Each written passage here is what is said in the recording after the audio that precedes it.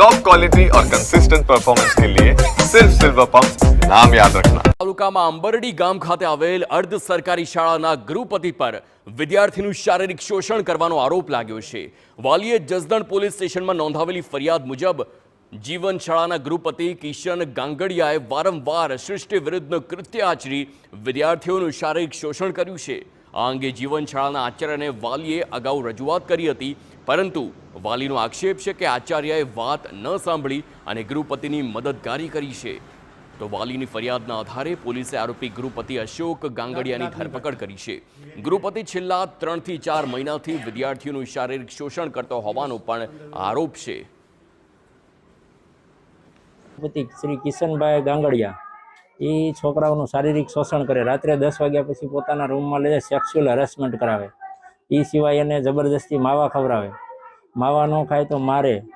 એ સિવાય એને કપડાં ધોવરાવે, બધાના વારા રાખે 4 જણાના પર ડે એને કપડાં ધોવરાવે। આવું છેલ્લા 3-4 મહિનાથી એ લોકો કરે છે અને આવી બધી ચાલે છે। એને આચાર્યને જાણ કરેલ તો આચાર્યએ કીધું કે અમારી સંસ્થામાં એવું ચાલશે, તમારે ભણવું હોય તો ભણો, નહીં તો તમે જઈ શકો છો। તો આ અંગે શાળાના આચાર્ય અને ટ્રસ્ટીએ કહ્યું કે અમને આ ઘટનાની જાણ હતી નહીં। પોલીસ ફરિયાદ બાદ અમને ખબર પડી।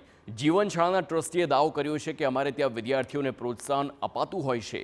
આવી ઘટના અંગે કોઈ વિદ્યાર્થીએ ફરિયાદ કરી હતી નહીં। પ્રકારનો વિદ્યાર્થી કે વાલીએ ક્યારેય આપણને ફરિયાદ કરી નથી। અમે ત્યાં બાળકોને પ્રોત્સાહન આપીએ છીએ કે કાંઈ પણ તકલીફ હોય તો કહેવાની, છૂટથી કહેવાની, પણ ક્યારેય આવા પ્રકારની ફરિયાદ અમને મળી નથી। ગૃહપતિ પણ ક્યાંક ને ક્યાંક કોઈ તમને જાણે આવ્યો હોય, તમને ગૃહપતિ ક્યાંય નજરે દેખાણા આવું? હા, આ તે છેલ્લા 4 વર્ષથી નોકરી કરું છે, પણ એમનું વર્તન ને એવું ક્યારેય અમને આવું લાગ્યું નથી। મારી પાસે કોઈ ફરિયાદ એવી નથી આવી। તમારા વિરુદ્ધ ફરિયાદ નોંધાઈ છે, તમે શું કહેશો તેના બાબતે?